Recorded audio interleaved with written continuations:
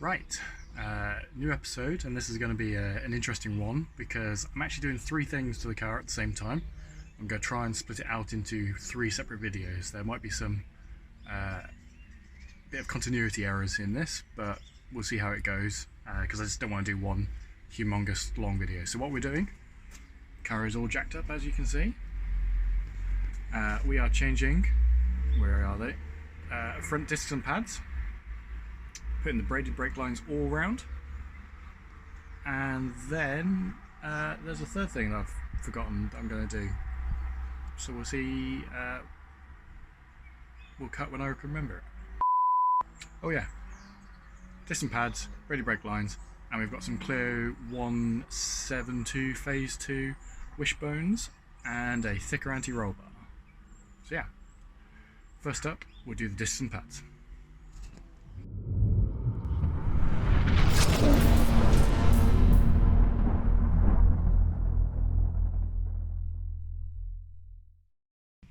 Yep, so these are the current discs that are on here. This is what I did on the track day. And they still don't look too bad, so I will keep these. And they can be my spare set that I throw in the car on track day if I somehow burn through pads and discs on a day. You can see under here, here's the original wishbones and anti-roll bar. These ones bolt direct on, whereas the Clio ones have a bracket that holds them on. And when we look at this, you'll see the state of these. This wishbone, it looks pretty new. The other side,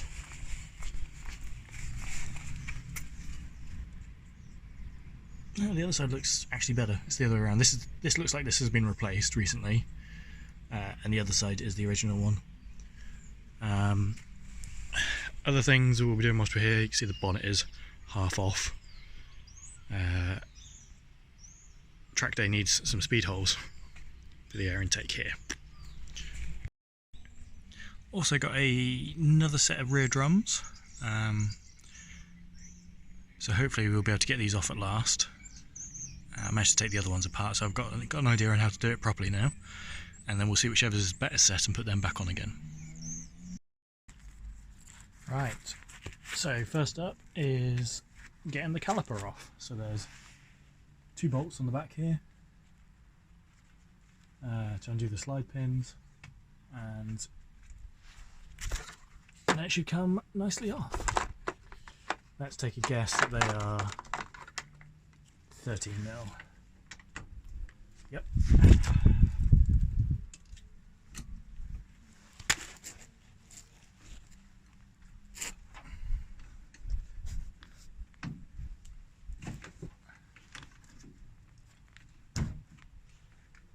Probably didn't need a breaker bar on them, but that worked.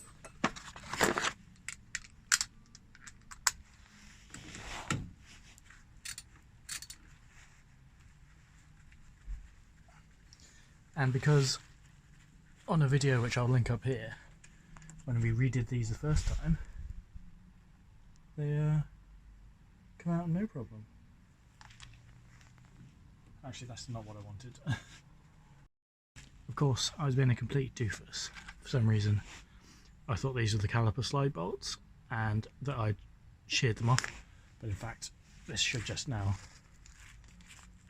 come off by hand. Or not. Let me put one back in. I think this side is actually seized on again.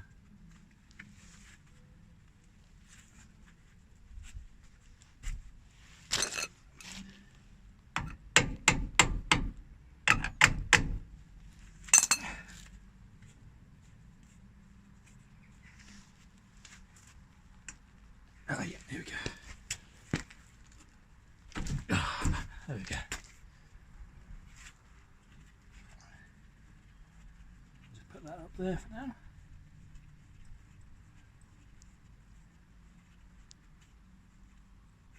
In fact, we just tighten it. Okay, it can come off. So yeah, there we go. Now it's on the slide pins. Bolt's done. This is rotated up now. You can see this is the slide pins themselves.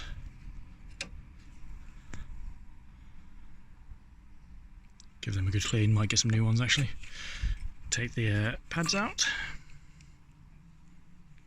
Still quite a lot of thickness on them, so yeah, these will be spared the bin for emergency. Oh my god, I've blown through my pads on a track day. Need a spare set. They're Padged pads, so they're not terrible. Right, so with those off, we'll take the caliper fully off.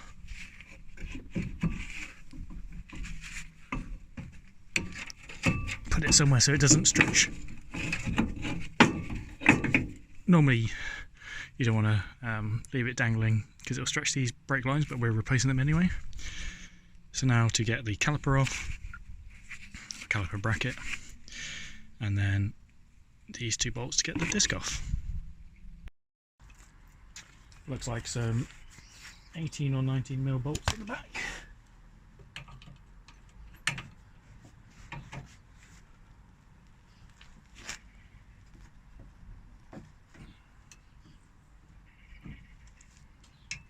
Which are pretty well on, because I don't think this has ever come off.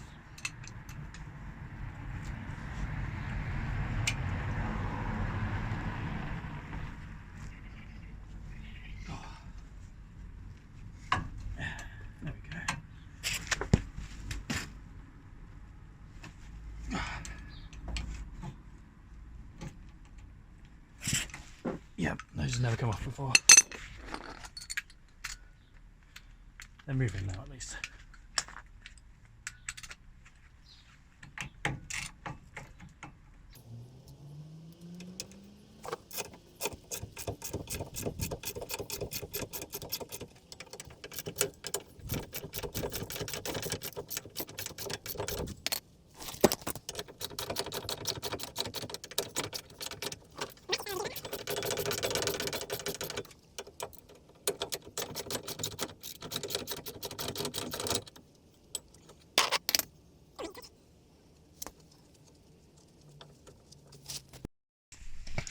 Yeah, just to show you what they are, it's close off the light.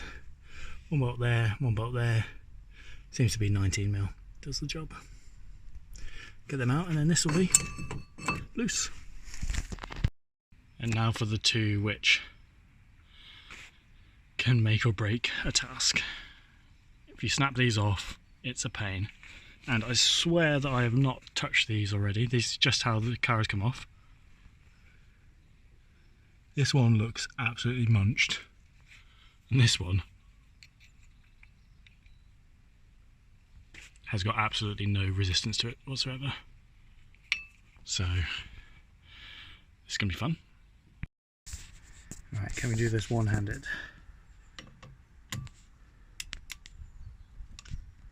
Oh, it is definitely seen better days, but it appears to be. I was expecting it to be quite tough, but it's no resistance again. Jackpot.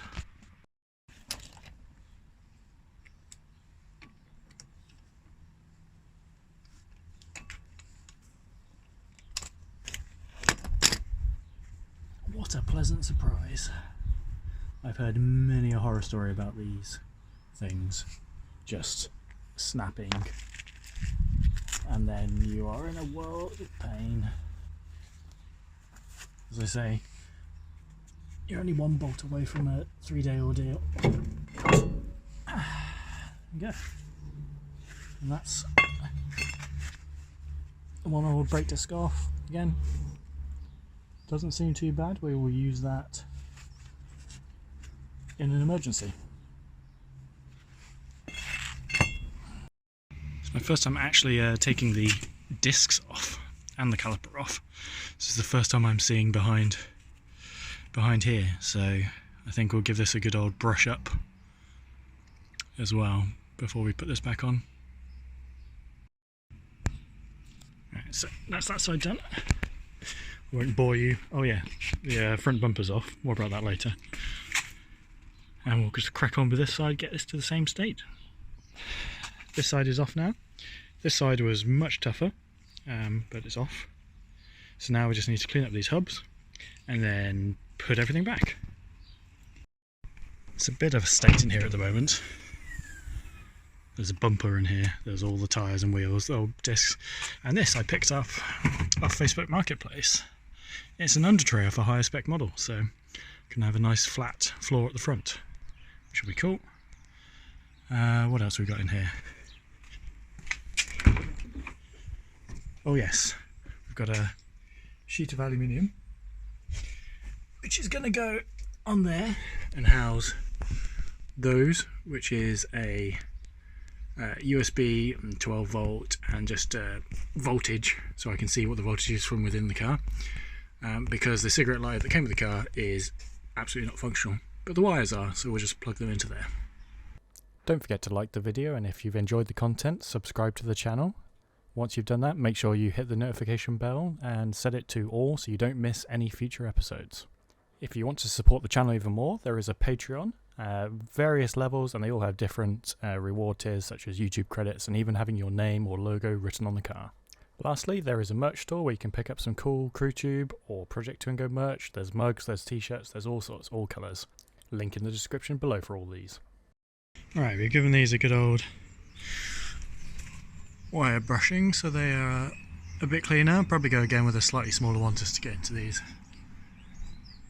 gaps, but the worst of it's off. Also did along here on all the quite rusty mounts and things, so we'll put some rust converter on those. And then this side, so again we'll brush it off, we'll get a smaller wire brush in there. Might put something on these to try and stop the rust going a bit more, but other than that, time to get discs back on. Right, it's getting a bit dark now, but gave it another wire brush, and then I've just slopped on a load of rust converter onto all these rusty bits. So hopefully keep that at bay. I just walked into the wheel bin. So we'll let that dry, and then might paint it, probably leave it, but yeah, now just need to sort the calipers out. Right, so an absolute nightmare with the brake lines, which you will see in the next episode. Yeah, that's it's an experience. New discs. Haven't got time for sorting the calipers out anymore, so they're just going to have to stay as they were. One thing about new discs is you always need to give them a clean with brake cleaner, because they come with a oily film on them, and it's not very good for your brand new brake pads if you get the oil into it. So got to clean them off first. I'm going to do that when they're on the actual hub. So fitting these is the reverse of taking them off.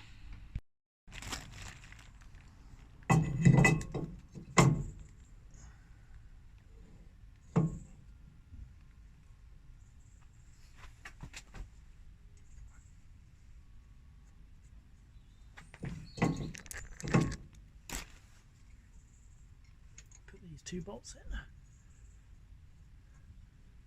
and then find the Torx jobby to do them up.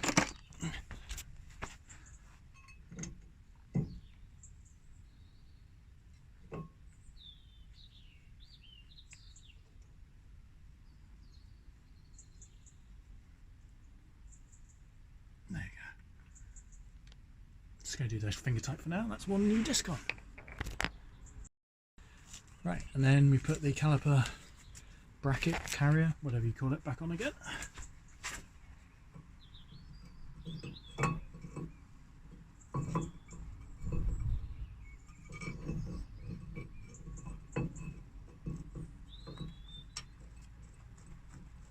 It's a bit hard to see in the dark.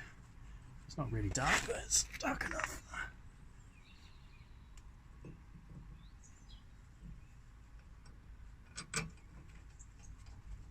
Just finger tighten these bolts in.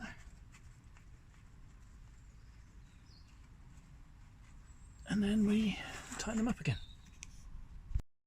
And then we give this a nice dousing front and back.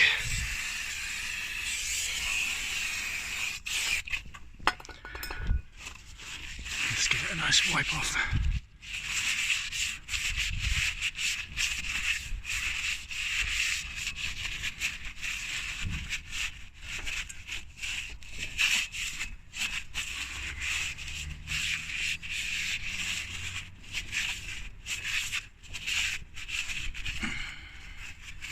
Make sure you wipe front and back. Let's give it another.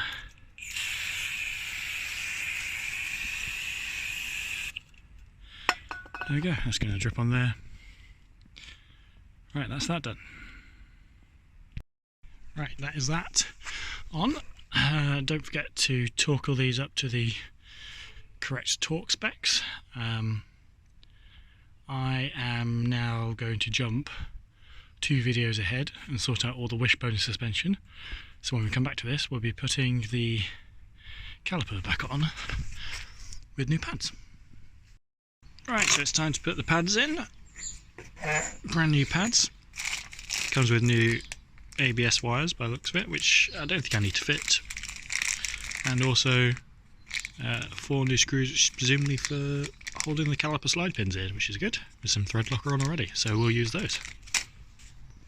Just need to take my temporary mounting off whilst I've been doing everything else.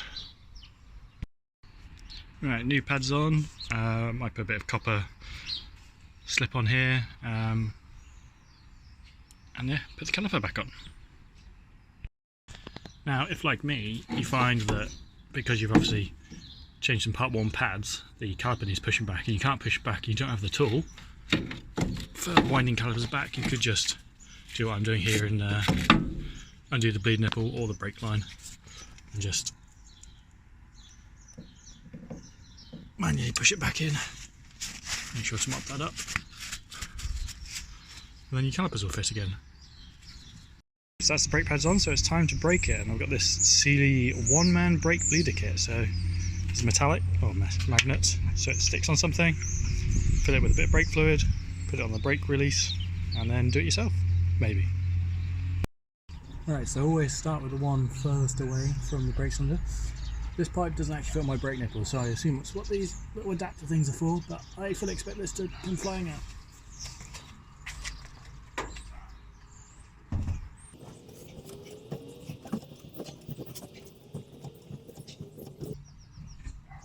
Oh, looks like that one's actually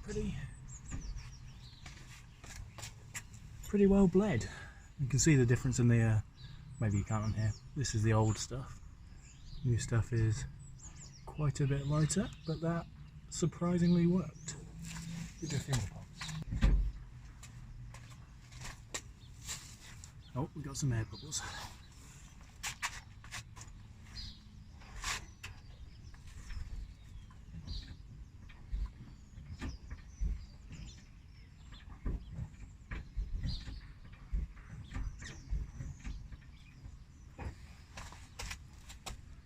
Right, let's go check the master cylinder. Don't know if you can see that on camera. Maybe if I... You can see the old brake fluid at the bottom and the new stuff at the top. Right, that's the discs and pads all on. Got the rear wheels on because we are all done at the back here. Yeah, ignore that for now. And most importantly, we do not have any leaks from where I repaired the brake lines, so that's a bonus. Yeah, normally at this point we'd take the car for a drive, but as you can see, and by the fact the front wheels are not on, the car is not in a position to drive. We've got all the other bits to do, so stay tuned for the next episode.